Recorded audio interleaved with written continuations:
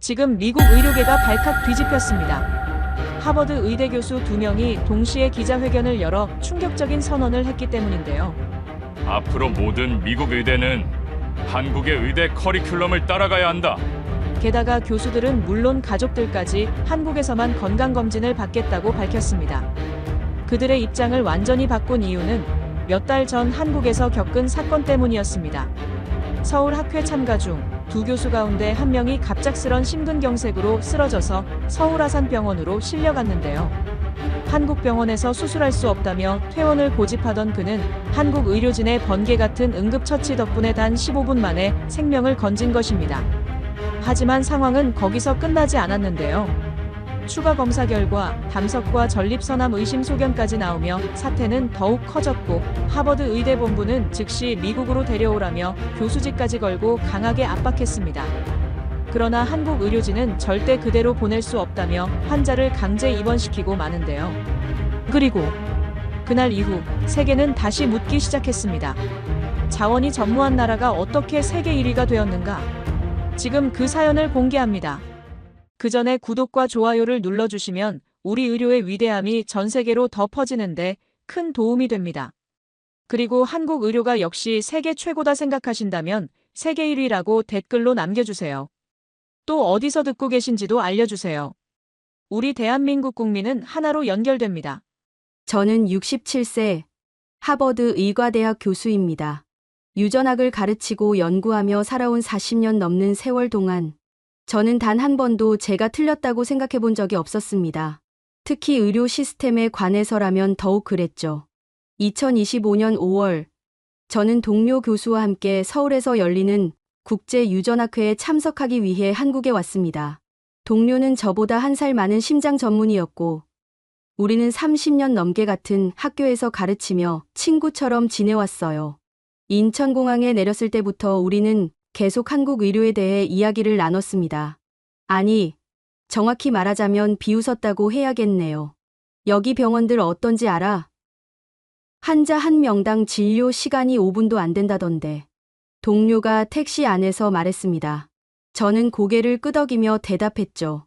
그러게. 의사들이 제대로 진단을 내릴 수 있을까 싶어. 미국이라면 상상도 못할 일이지. 우리는 워커힐 호텔에 짐을 풀었습니다. 강 건너로 보이는 서울의 야경은 아름다웠지만 저는 그저 빨리 학회를 마치고 돌아가고 싶었어요. 이틀만 있다가 미국으로 돌아갈 계획이었습니다. 첫날 저녁 호텔 레스토랑에서 식사를 하던 중이었습니다. 동료가 갑자기 얼굴을 찌푸리며 가슴을 움켜쥐었어요. 처음엔 체했나 싶었습니다. 하지만 그의 얼굴이 순식간에 새하얗게 변하는 걸 보는 순간 제 심장도 덩달아 쿵 내려앉았습니다. 가슴이 너무 아파. 그의 목소리는 떨리고 있었습니다. 땀이 이마를 타고 흘러내렸어요. 저는 즉시 알아챘죠. 급성 심근경색이었습니다. 심장 전문의인 그 자신도 알고 있었을 거예요. 미국이었다면 제 입에서 저도 모르게 그 말이 튀어나왔습니다. 여기는 한국이었고 우리는 미국 의료 시스템에서 멀리 떨어진 곳에 있었어요. 레스토랑 직원들이 달려왔고 누군가 119에 전화를 걸었습니다. 안 돼. 한국 병원은 안 돼. 동료가 소리쳤습니다. 그는 제 팔을 붙잡으며 눈을 부릅떴어요. 여기선 제대로 치료 못 받아. 미국으로 돌아가야 해. 하지만 그의 몸은 이미 축 늘어져 있었습니다. 저는 그를 부축하며 애타게 외쳤죠. 버텨. 우리 미국 가서 제대로 치료받자. 구급대원들이 도착했을 때 저는 그들에게 소리쳤습니다. 제 영어가 통하지 않았고 그들은 빠르게 움직이며 동료를 들것에 옮겼어요. 저는 계속 손을 내저으며 막으려 했습니다. 하지만 그들은 멈추지 않았죠. 동료의 손이 허공을 휘저었고 그의 입술이 파랗게 변해가는 게 보였습니다. 구급차 안에서 저는 무력함을 느꼈습니다. 구급대원들은 신속하게 심전도를 찍고 산소 호흡기를 달고 정맥 주사를 놓았어요. 그들의 손놀림은 정확했고 빨랐습니다.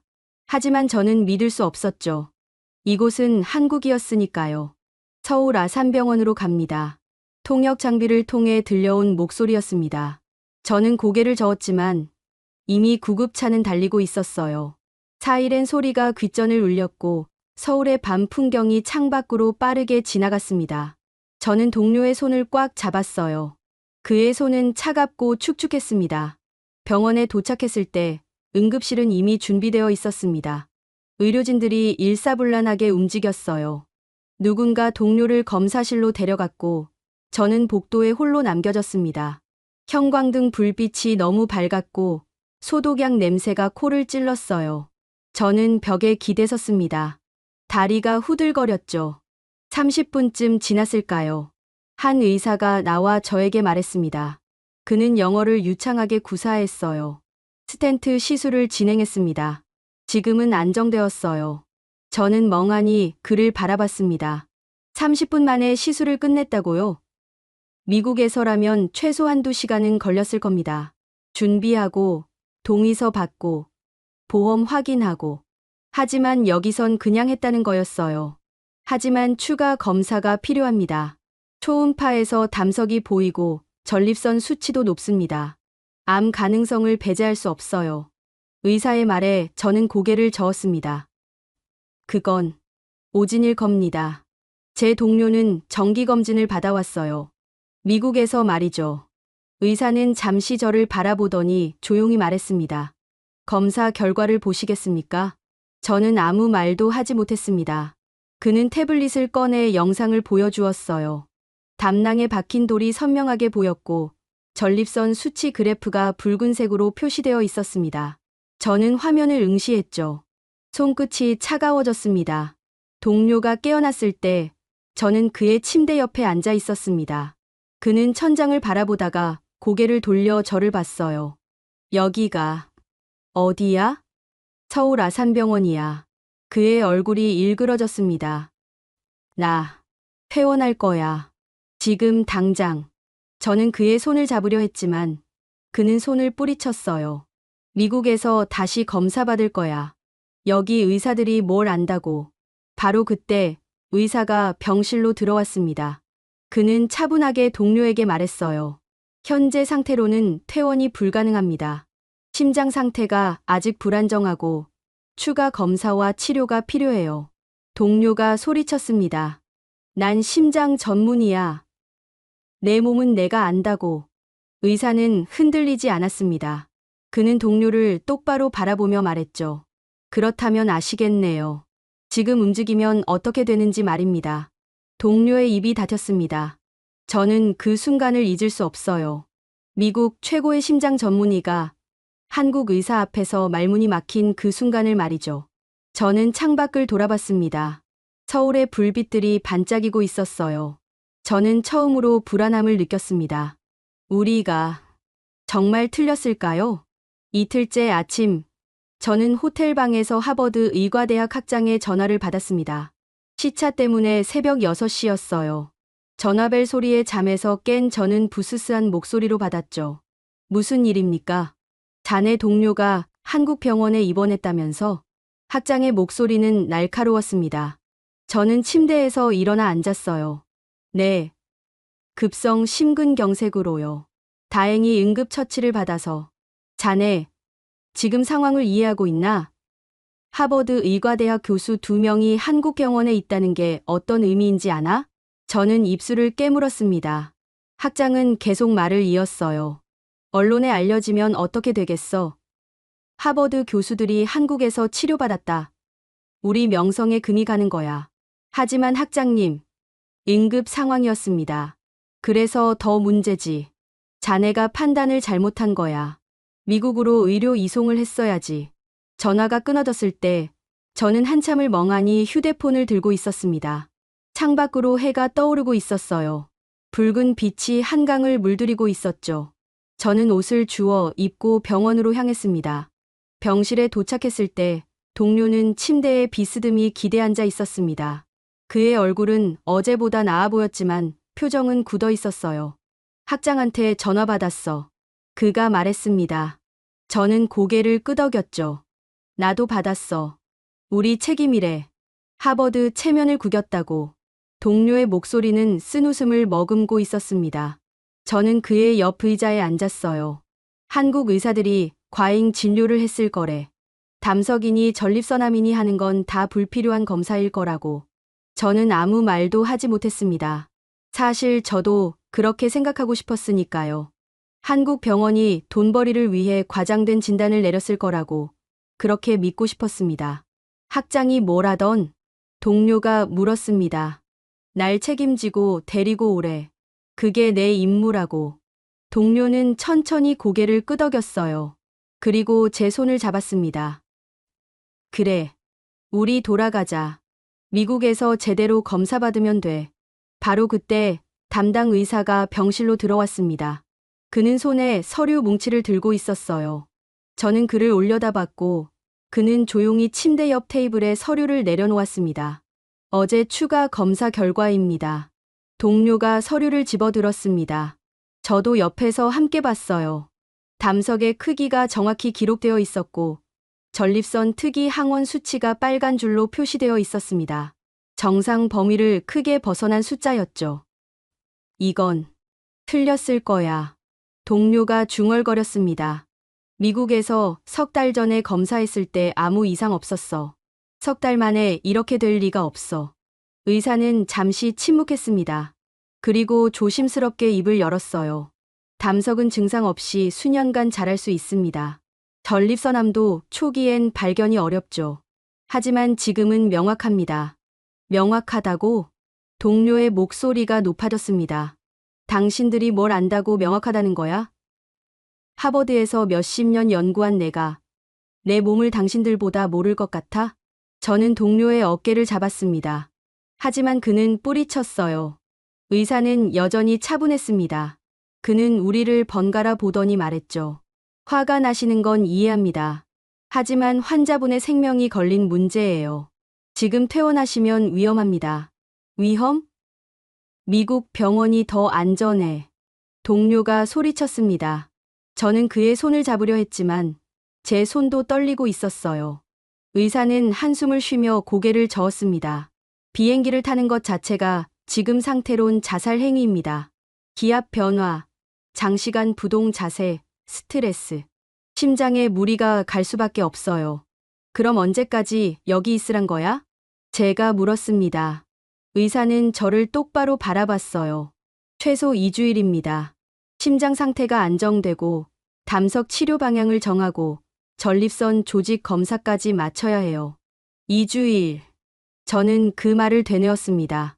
학회는 이틀 뒤 끝나고 저는 미국으로 돌아가야 했어요. 하지만 동료를 두고 갈 순 없었죠. 오후에 하버드에서 또 전화가 왔습니다. 이번엔 학장이 아니라 이사회 위원이었어요. 목소리는 더 차갑고 단호했습니다. 교수님, 상황을 정리하셔야 합니다. 동료분을 의료 전용기로 이송하는 방안을 검토 중입니다. 하지만 한국 의사들이 비행이 위험하다고. 한국 의사들 말을 믿으시는 겁니까? 우리 하버드 의료진 판단을 믿지 않으시고? 저는 할 말을 잃었습니다. 전화기 너머로 서류 넘기는 소리가 들렸어요. 교수님 임기가 내년까지인 걸로 아는데 갱신을 원하신다면 이번 일을 잘 마무리하셔야 할 겁니다. 전화가 끊어졌습니다. 저는 복도 벤치에 주저앉았어요. 형광등이 윙윙거리는 소리가 들렸고 간호사들이 분주하게 오가는 발소리가 들렸습니다. 저는 두 손으로 얼굴을 감쌌죠. 미국으로 돌아가야 했습니다. 하버드가 원하는 대로 해야 했어요. 그게 제 삶이었고 제 정체성이었으니까요. 하지만 동료의 파란 입술이 구급차 안에서 차갑게 식어가던 그의 손이 자꾸 떠올랐습니다. 저는 고개를 들었습니다. 복도 끝에서 의사가 다른 환자 가족과 이야기하고 있었어요. 그는 진지하게 고개를 끄덕이며 뭔가를 설명하고 있었죠. 환자 가족은 눈물을 닦았고 의사는 그의 어깨를 가볍게 두드렸습니다. 저는 그 장면을 한참 바라봤습니다. 그리고 깨달았죠. 저는 지금 선택해야 하는 순간에 서 있다는 걸 말입니다.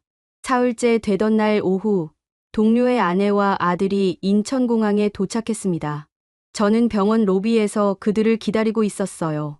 자동문이 열릴 때마다 고개를 들었고 발소리에 몸을 돌렸습니다. 손바닥엔 땀이 배어 있었죠. 아내는 65세였습니다. 흰 머리카락이 성글게 섞인 금발을 뒤로 묶고 있었고 얼굴은 피곤해 절어 있었어요. 아들은 35살쯤 되어 보였습니다.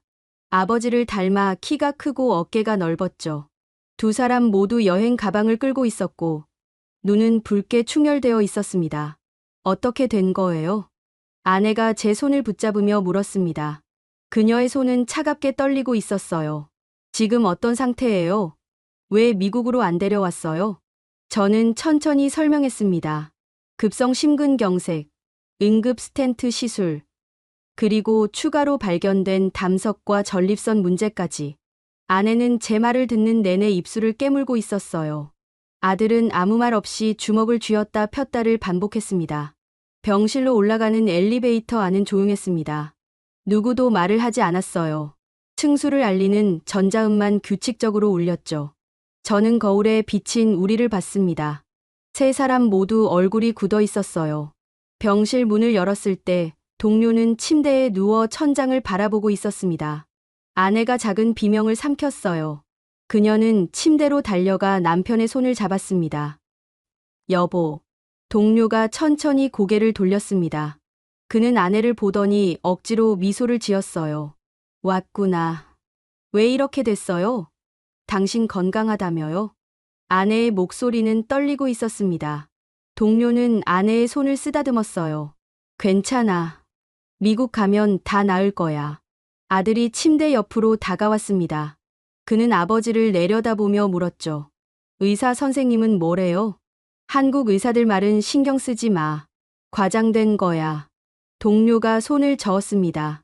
바로 그때 담당 의사가 병실로 들어왔어요. 그는 가족들을 보더니 공손하게 고개를 숙였습니다. 가족분들이신가요? 아내가 일어서며 대답했습니다. 네. 아내입니다. 이쪽은 아들이고요. 의사는 다시 한번 인사를 하고 손에 들고 있던 태블릿을 테이블에 내려놓았어요. 화면엔 각종 검사 결과가 가득했습니다. 환자분 상태를 설명드리겠습니다. 그는 차분하게 말을 이어갔습니다. 심장 혈관이 막혔던 부분, 스텐트로 넓힌 혈관 사진, 담낭에 박힌 돌의 크기, 그리고 전립선 수치의 그래프까지 하나하나 짚어가며 설명했어요. 아내는 화면을 응시하다가 입을 가렸습니다. 이게 정말인가요? 네. 정확한 수치입니다. 아들이 물었습니다. 그럼 지금 당장 수술해야 하는 건가요? 심장은 일단 안정됐지만 담석 때문에 염증이 생길 위험이 있습니다. 전립선은 조직 검사를 해봐야 암인지 확실히 알 수 있고요. 동료가 침대에서 몸을 일으켰습니다. 그만하세요. 우리 미국 가서 할 겁니다. 의사는 잠시 동료를 바라봤습니다. 그리고 아내에게로 시선을 돌렸어요. 지금 비행기를 타시면 목숨을 잃을 수도 있습니다. 병실이 조용해졌습니다. 아내의 숨소리가 가빠졌어요. 그녀는 남편을 보다가 의사를 보다가 다시 남편을 봤습니다. 여보, 의사 선생님 말이 맞는 것 같아요. 당신까지 그러면 어떡해? 동료가 소리쳤습니다. 아내는 눈물을 닦았어요. 당신이 미국에만 있었다면 지금 살아 있었을까요? 그 말에 동료의 입이 닫혔습니다. 아내는 계속 말을 이었죠. 급성 심근경색이라며요. 구급차 오는 데만 30분 걸리는 우리 동네에서 당신이 살 수 있었을 것 같아요? 저는 아내의 말을 들으며 가슴이 철렁했습니다. 맞았어요. 미국이었다면 구급차는 늦었을 겁니다. 응급실은 대기 환자로 가득했을 거고 보험 확인하느라 시간은 더 지체됐겠죠. 아들이 아버지의 손을 잡았습니다. 아빠, 이분들 말이 더 합리적인 것 같아요. 너까지. 동료의 목소리는 힘이 없었습니다. 아들은 의사를 돌아봤어요. 계속 여기서 치료받으면 어떻게 되나요? 의사는 천천히 대답했습니다. 심장 상태를 더 지켜보고 담석 수술 여부를 결정하고 전립선 조직 검사 결과를 기다려야 합니다. 최소 2주일에서 3주일 정도 걸릴 겁니다. 비용은요? 한국은 의료보험이 잘 되어 있습니다. 외국인도 실비보험이 있으면 대부분 커버되고요. 아내가 남편을 내려다봤습니다. 여보, 여기 있어요. 제발. 동료는 아무 말도 하지 않았습니다. 그는 천장만 바라보고 있었어요. 저는 그의 눈가에 맺힌 눈물을 봤습니다. 하버드 의과대학에서 30년 넘게 가르친 교수가 평생 미국 의료를 자랑스러워하던 남자가 처음으로 흔들리고 있었습니다. 의사가 병실을 나간 뒤 우리는 한참을 침묵 속에 있었습니다. 창밖으로 서울의 저녁이 내려앉고 있었어요. 빌딩의 불빛들이 하나둘 켜지기 시작했습니다. 아내가 조용히 말했습니다. 우리 여기 있어요. 이 사람들을 믿어봐요. 동료는 여전히 대답하지 않았습니다.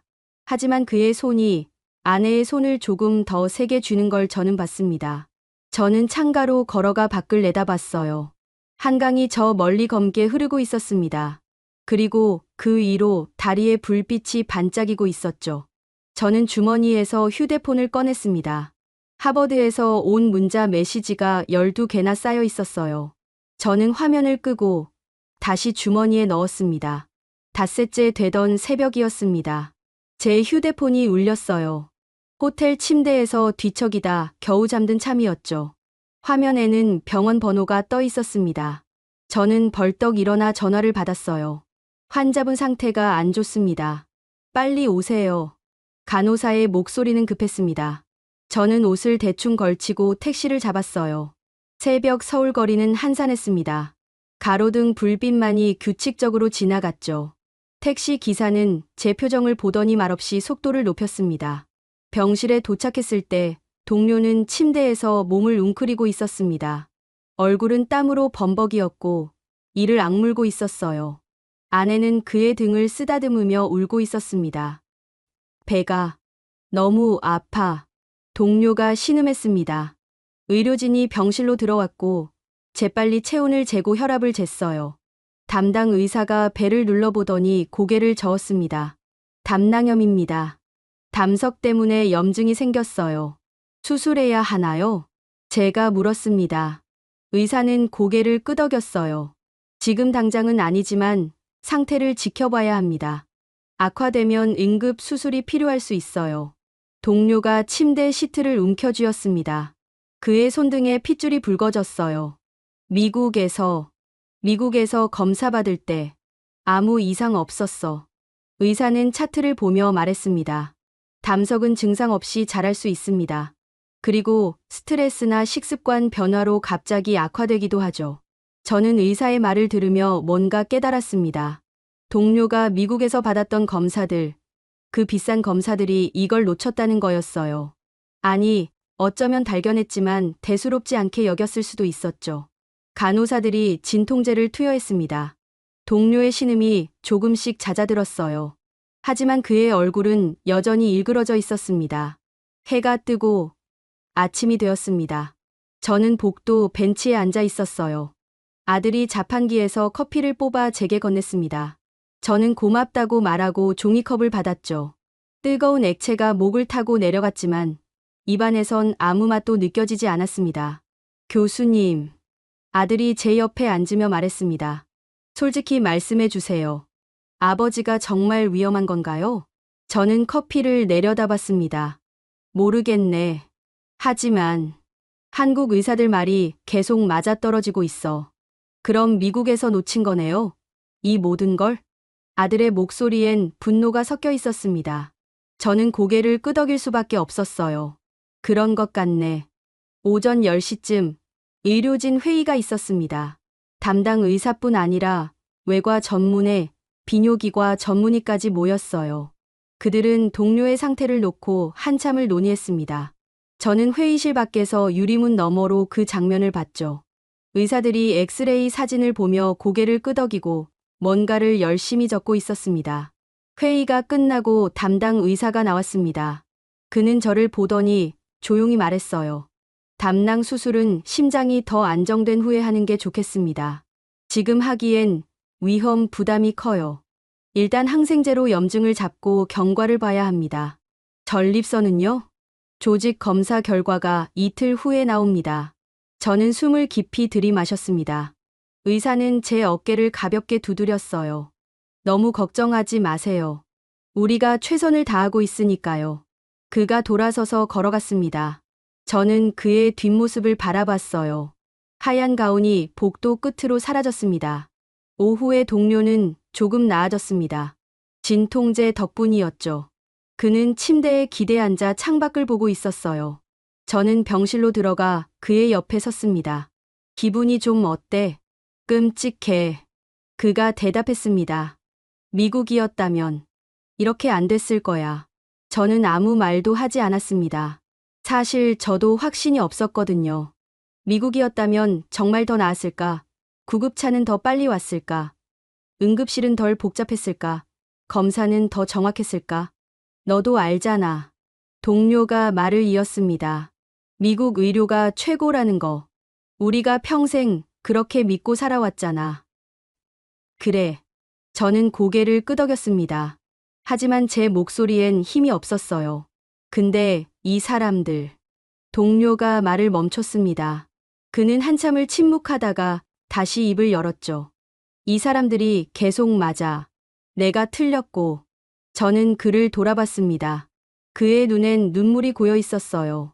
평생을 심장 전문의로 살았는데 정작 내 심장은 몰랐어. 담석도 전립선도 아무것도 몰랐다고. 그건 미국에서 검사받을 때마다 괜찮다고 했어.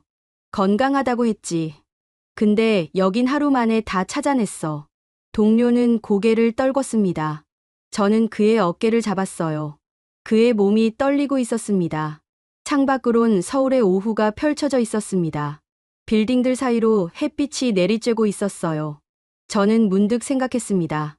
우리가 평생 믿어온 것들이 하나씩 무너지고 있다고. 그리고 그 폐허 위에서 우리는 새로운 무언가를 마주하고 있다고 말입니다. 저는 휴대폰을 꺼냈습니다. 하버드에서 또 문자가 와 있었어요. 즉시 연락 바람이라고 적혀 있었죠. 저는 화면을 오래 들여다봤습니다. 그리고 다시 주머니에 넣었어요. 아직은 아니었습니다. 아직은 대답할 수 없었어요. 1회째 되던 날, 저는 호텔 로비에서 특급 우편물을 받았습니다. 하버드 의과대학 이사회 명의였어요. 봉투는 두툼했고 무게감이 있었습니다. 저는 로비 소파에 앉아 봉투를 뜯었죠. 공식 문서였습니다. 첫 페이지엔 하버드 로고가 박혀 있었고 그 아래로 빼곡하게 글자가 적혀 있었어요. 저는 천천히 읽어 내려갔습니다. 한국 의료기관에 의한 부당 억류 가능성 검토 중. 하버드 의과대학 명예 훼손 우려. 즉각적인 환자 이송 요구. 교수직 재임용 심사 영향 가능. 마지막 줄을 읽었을 때 제 손이 떨렸습니다. 교수직을 잃을 수도 있다는 거였어요. 40년 넘게 쌓아온 경력이, 명성이, 모든 게 사라질 수 있다는 뜻이었습니다. 저는 서류를 다시 봉투에 넣었습니다. 그리고 병원으로 향했어요. 택시 안에서 창밖을 봤지만 아무것도 눈에 들어오지 않았습니다. 서울의 거리가 흐릿하게 지나갔죠. 병실에 도착했을 때 동료는 침대에 앉아 노트북을 보고 있었습니다. 그는 저를 보더니 화면을 돌렸어요. 봤어?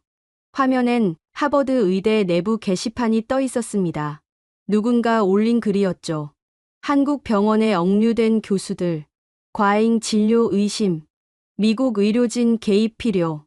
댓글도 수십 개 달려 있었습니다. 대부분 한국 의료를 비하하는 내용이었어요.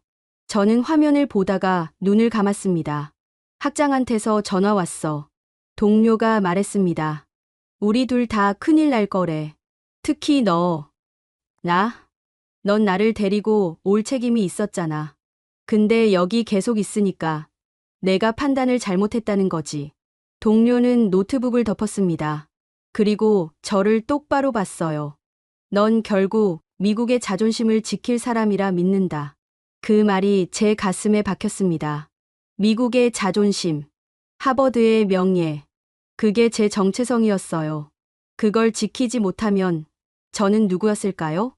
오후에 담당 의사가 병실로 왔습니다. 그는 손에 또 다른 검사 결과지를 들고 있었어요. 전립선 조직 검사 결과가 나왔습니다. 우리 모두 숨을 죽였습니다. 의사는 천천히 말했죠. 암이 맞습니다. 하지만 초기예요. 치료 가능한 단계입니다. 아내가 흐느꼈습니다. 아들은 고개를 떨구고 눈을 감았어요. 동료는 천장을 바라봤습니다. 저는 아무 말도 할 수 없었습니다. 수술이 필요한가요? 아들이 물었습니다. 방사선 치료나 수술 중 선택하실 수 있습니다. 하지만 지금은 심장과 담낭 문제를 먼저 해결해야 해요. 의사가 차트에 뭔가를 적었습니다. 환자분 상태를 종합적으로 봐야 합니다. 한 번에 한 가지씩 치료하는 게 안전해요. 동료가 입을 열었습니다. 미국에서 석 달 전 검사에선 이상 없었어요. 초기암은 발견이 어렵습니다. 특이 항원 수치만으론 알 수 없는 경우도 많고요. 의사는 조심스럽게 말했습니다. 오히려 지금 발견된 게 다행입니다. 더 늦었으면 전이 됐을 수도 있어요. 의사가 나간 뒤 병실은 무거운 침묵에 잠겼습니다. 아내는 창가에 서서 울고 있었고 아들은 복도로 나갔어요. 동료와 저만 남았습니다. 암이래. 동료가 중얼거렸습니다. 평생 암들 치료하면서 살았는데 정작 난 암 환자야. 저는 그의 손을 잡았습니다. 그의 손은 차가웠어요. 여기서 치료받을 거야? 제가 물었습니다. 동료는 한참을 말이 없었어요. 그러다 조용히 말했습니다. 모르겠어. 정말 모르겠어. 저녁이 되어 저는 병원 옥상으로 올라갔습니다. 서울의 야경이 펼쳐져 있었어요. 수많은 불빛들이 반짝이고 있었죠. 저는 난간에 기대섰습니다. 휴대폰이 울렸습니다. 하버드 이사회 위원이었어요. 저는 한참을 망설이다가 전화를 받았습니다. 교수님, 문서 받으셨죠? 네. 상황이 심각합니다. 언론에 알려지기 전에 마무리하셔야 해요. 저는 아무 말도 하지 않았습니다. 위원은 계속 말했어요. 의료 전용기 준비됐습니다. 모레 인천공항으로 갑니다. 환자분을 모시고 탑승하세요. 하지만 한국 의사들 말은 신경 쓰지 마세요. 우리 하버드 의료진이 판단할 겁니다. 환자가 암입니다. 방금 확진받았어요. 잠시 침묵이 흘렀습니다. 그래서요? 미국에서 못 치료할 암입니까? 그게 아니라 교수님, 선택하세요. 하버드를 선택하실 건지 아니면 한국을 선택하실 건지. 전화가 끊어졌습니다. 저는 휴대폰을 들고 한참을 서 있었어요. 바람이 불어왔습니다. 차가운 바람이 뺨을 스쳤죠. 저는 아래를 내려다봤습니다. 병원 입구로 구급차가 들어오고 있었어요. 응급 환자를 싣고 온 거겠죠. 의료진이 달려나왔고 환자를 재빨리 옮겼습니다. 그 모든 게 신속하고 정확했어요. 저는 문득 깨달았습니다. 제가 평생 믿어온 것들이, 제가 지키려 했던 자존심이 어쩌면 환자의 생명보다 중요하지 않을지도 모른다고. 하지만 그 생각을 인정하는 순간 저는 제가 누구인지 몰라질 것 같았습니다.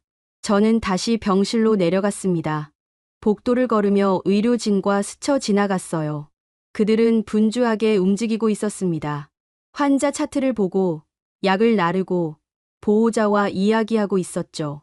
병실 문 앞에서 저는 멈춰 섰습니다. 안에서 동료의 기침 소리가 들렸어요. 아내가 물 마시라고 하는 소리도 들렸습니다. 저는 손을 들어 문을 열려다가 그대로 내렸습니다. 저는 복도 벤치에 주저앉았습니다. 두 손으로 얼굴을 감쌌어요.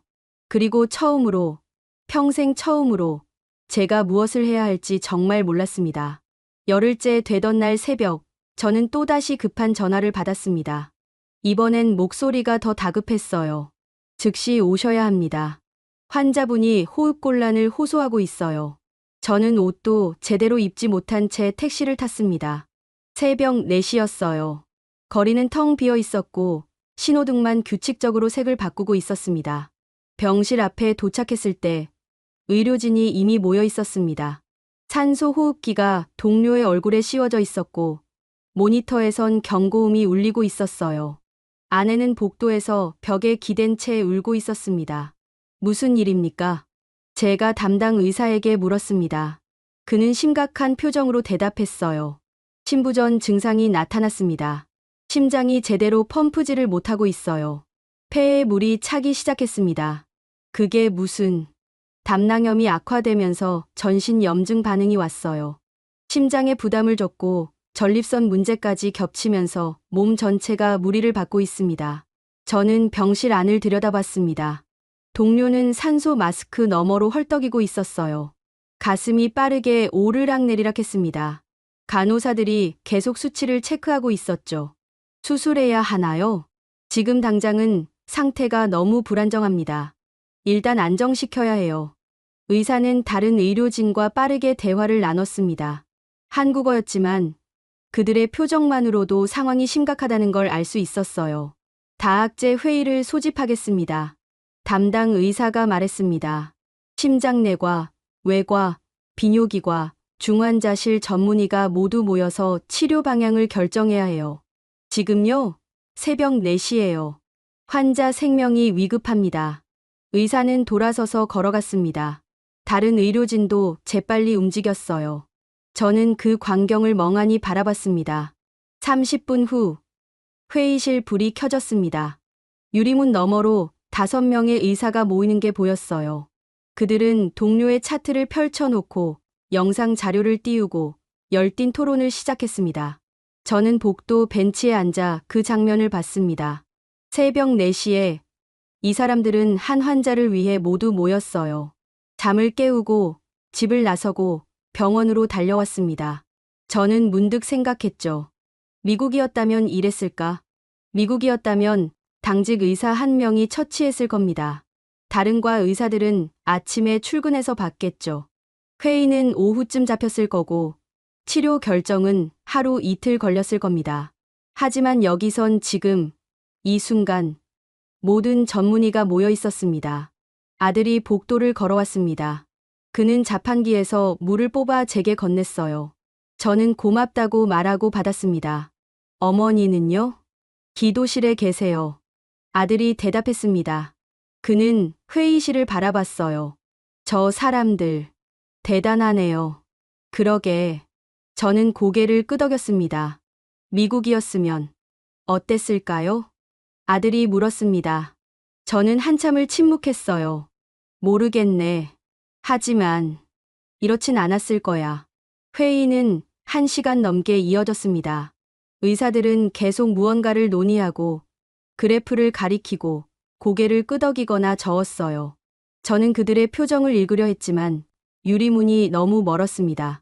해가 떠올랐습니다. 창밖으로 서울의 아침이 밝아오고 있었어요. 빌딩들 사이로 빛이 스며들었습니다. 회의가 끝나고 담당 의사가 나왔습니다.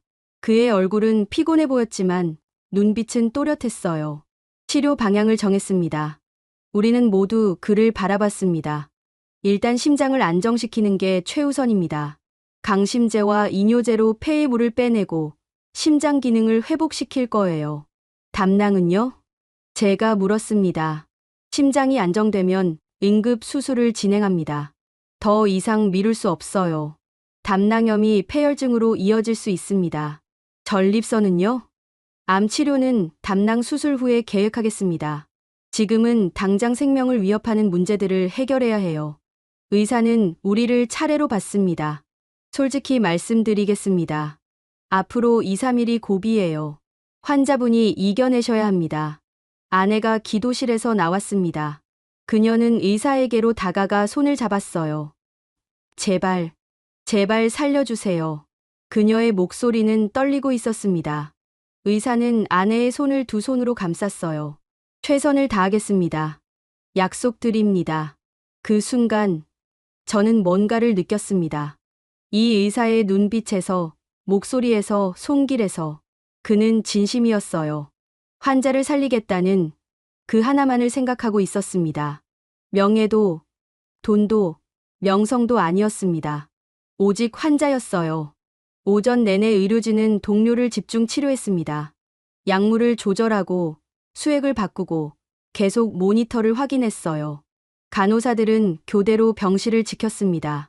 점심때쯤 동료의 호흡이 조금 안정됐습니다. 산소 포화도가 올라가기 시작했어요. 담당 의사가 모니터를 보며 고개를 끄덕였습니다. 좋아지고 있어요. 그 말에 아내가 주저앉았습니다. 아들이 어머니를 부축했어요. 저는 벽에 기댔습니다.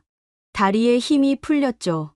오후에 저는 병원 식당으로 내려갔습니다. 며칠째 제대로 먹지 못했거든요. 식판을 들고 줄을 섰는데 앞에 선 사람이 의사 가운을 입고 있었어요. 담당 의사였습니다. 그는 저를 보더니 미소 지었어요. 식사하세요. 선생님도요. 우리는 나란히 앉아 식사를 했습니다. 의사는 빠르게 밥을 먹었어요. 아마 제대로 쉬지도 못했을 겁니다. 선생님, 제가 말했습니다. 왜 이렇게까지 하시나요? 의사는 숟가락을 내려놓고 저를 봤어요. 무슨 말씀이신지? 새벽에 의사들을 다 모으고 밤새 환자를 지키고 미국에선 상상도 못할 일이에요. 의사는 잠시 생각하더니 대답했습니다. 당연한 일 아닌가요? 환자가 위급한데. 하지만 우리는 의사니까요. 환자를 살리는 게 일이잖아요. 그는 다시 식사를 시작했습니다. 저는 그를 바라봤어요. 그리고 깨달았습니다. 이 사람에겐 정말로 당연한 일이었구나. 환자가 위급하면 달려오는 게, 밤을 새우는 게, 최선을 다하는 게 말입니다. 저는 고개를 숙였습니다. 갑자기 부끄러워졌어요. 저는 평생 무엇을 했을까? 연구 논문, 학회 발표, 명성 쌓기, 정작 환자는 언제 제 우선순위였을까요? 저녁이 되어 동료는 더 안정됐습니다. 그는 산소 마스크를 벗고 제 손을 잡았어요. 고마워. 그가 작게 말했습니다. 내가 틀렸어. 내 말이 맞았어. 저는 고개를 저었습니다. 아니야. 우리 둘 다 틀렸어. 동료는 제 손을 꽉 쥐었습니다. 그의 눈에서 눈물이 흘러내렸어요. 저도 울었습니다. 우리는 한참을 그렇게 있었죠. 창밖으론 서울의 저녁이 내려앉고 있었습니다. 불빛들이 하나둘 켜졌어요. 저는 그 불빛을 바라보며 생각했습니다. 어쩌면 우리는 지금 새로운 무언가를 배우고 있는지도 모른다고 말입니다. 한국 온 지 2주째 되던 날 담낭 응급 수술이 결정됐습니다. 더 이상 미룰 수 없다는 게 의료진의 판단이었어요. 심장은 어느 정도 안정됐지만 담낭염은 계속 악화되고 있었습니다. 수술 동의서에 서명하는 아내의 손이 떨렸습니다. 펜을 쥐인 손목에 핏줄이 튀어나왔어요. 아들이 어머니의 등을 쓰다듬었습니다. 괜찮아요, 어머니. 이분들을 믿어요. 수술은 오후 2시에 시작될 예정이었습니다. 동료는 수술복으로 갈아입고 침대에 누워 있었어요. 그는 천장을 바라보고 있었습니다. 무섭니? 제가 물었습니다. 동료는 고개를 돌려 저를 봤어요. 아니, 이상하게 안 무서워. 왜? 저들을 믿게 됐거든. 그 말에 제 가슴이 뭉클했습니다. 평생 미국 의료만 신봉하던 남자가 이제 한국 의사들을 믿는다고 말하고 있었어요. 간호사들이 들어와 침대를 밀기 시작했습니다. 동료는 아내와 아들의 손을 잡았어요. 아내는 울먹였고 아들은 아버지의 손에 입을 맞췄습니다. 다녀올게. 동료가 말했습니다. 침대가 복도로 나갔고 우리는 수술실 입구까지 따라갔어요. 문이 닫혔습니다. 빨간 불이 켜졌죠. 수술 대기실은 조용했습니다. 벽시계만 째깍거리는 소리를 냈어요. 아내는 창가에 서서 밖을 보고 있었고 아들은 의자에 앉아 고개를 숙이고 있었습니다. 저는 복도를 걸었습니다. 왔다 갔다 하며 시간을 보냈어요. 1시간이 지났습니다. 2시간이 지났습니다. 3시간째 되었을 때 저는 수술실 앞 의자에 주저앉았습니다.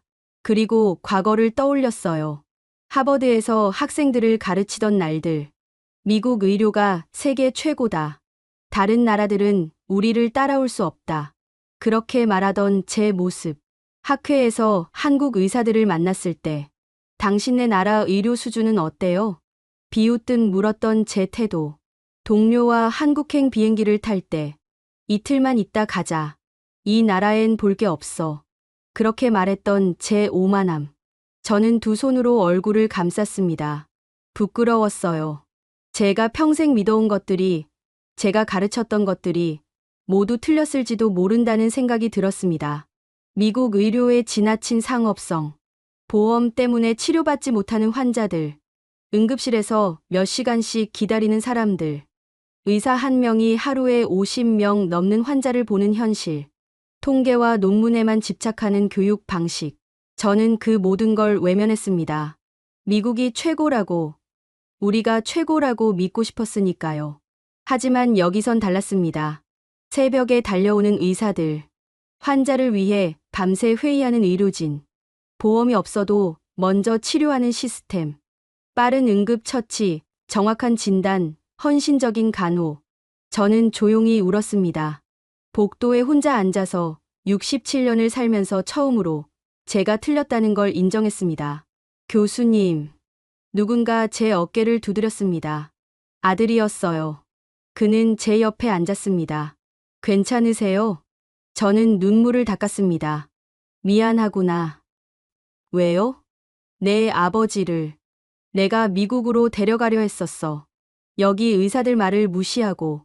아들은 잠시 침묵했습니다. 그리고 조용히 말했어요.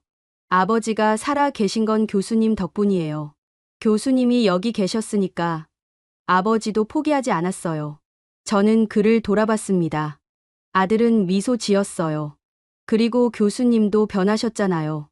처음엔 한국 의료를 믿지 않으셨지만 지금은 다르시잖아요. 4시간째 수술실 문이 열렸습니다. 집도이가 나왔어요. 그는 마스크를 벗으며 우리에게 다가왔습니다. 수술 잘 끝났습니다. 아내가 주저앉았습니다. 아들이 어머니를 안았어요. 저는 그 자리에서 무릎을 꿇었습니다. 고맙습니다. 제 목소리는 떨리고 있었습니다.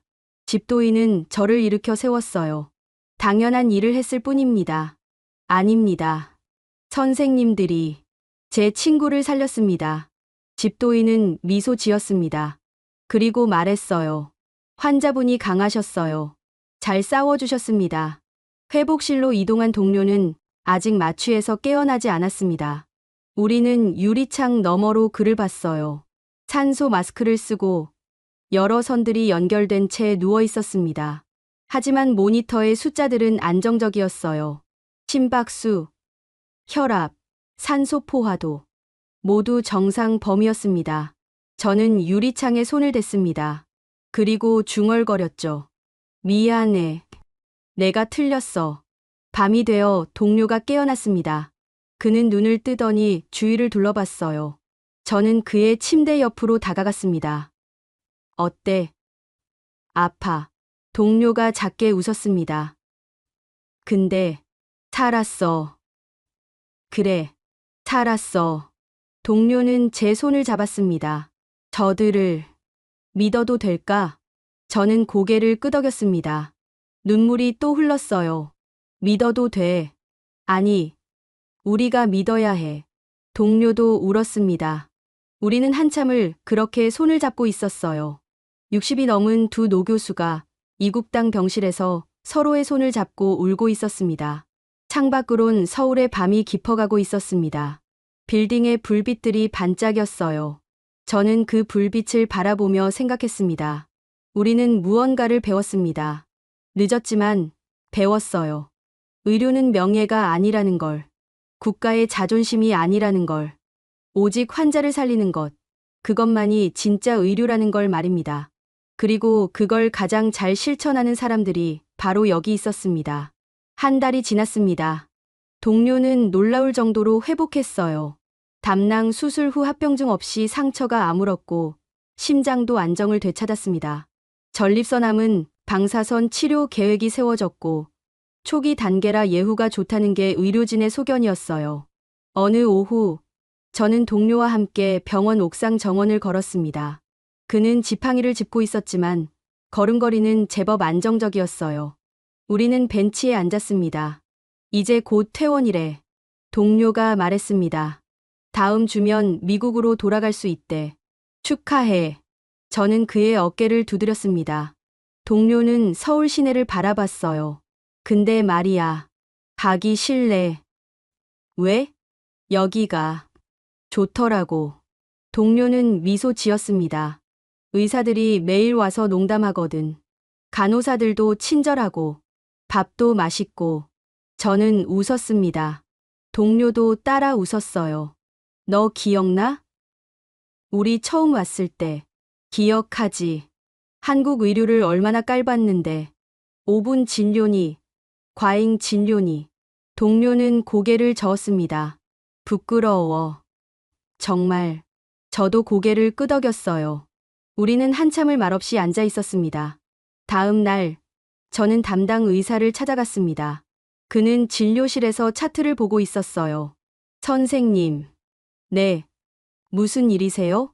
저는 그 앞에 섰습니다. 그리고 깊이 고개를 숙였어요. 감사합니다. 정말, 정말 감사합니다. 의사는 당황한 듯 저를 일으켰습니다. 아니에요. 당연한 일을. 아닙니다. 저는 그를 똑바로 봤습니다. 선생님들이야말로 세계의 기준입니다. 의사는 잠시 멈칫했습니다. 그리고 조용히 미소 지었어요. 과찬이세요. 아닙니다. 제가 평생 의료계에 있었지만 이런 헌신은 처음 봤어요. 환자를 최우선으로 생각하는 의료진을, 새벽에 달려오고 밤을 새우고 진심으로 걱정해주는 사람들을요. 의사는 아무 말 없이 저를 바라봤습니다. 저는 계속 말했어요. 미국으로 돌아가면 학생들에게 이야기하겠습니다. 진짜 의료가 무엇인지 선생님들에게 배운 걸 가르치겠습니다. 퇴원 전날 병원에서 작은 송별회가 열렸습니다. 의료진이 케이크를 준비했어요. 동료는 휠체어에 앉아 있었고 아내와 아들, 그리고 저도 함께 있었습니다. 건강하세요. 간호사들이 말했습니다. 동료는 그들 한 명 한 명과 악수했어요. 고마워요. 정말 고마워요. 그의 목소리는 떨리고 있었습니다. 담당 의사가 마지막으로 다가왔어요. 미국 가서도 꼭 정기검진 받으세요. 전립선 치료도 잊지 마시고요.